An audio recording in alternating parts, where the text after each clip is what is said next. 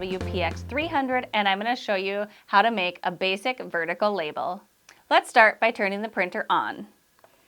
Now you can change the label orientation before or after you've entered in your text. You can find the vertical option in the settings, which is the wrench and screwdriver button.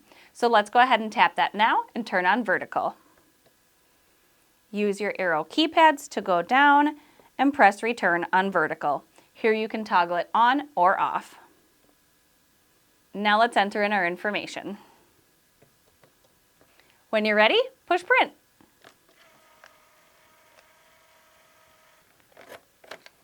That was easy. So that's how to change the label orientation using the LW-PX300. If you have questions on this machine or want to chat about your labeling needs, give us a call. We would love to talk with you. Thanks again and happy labeling.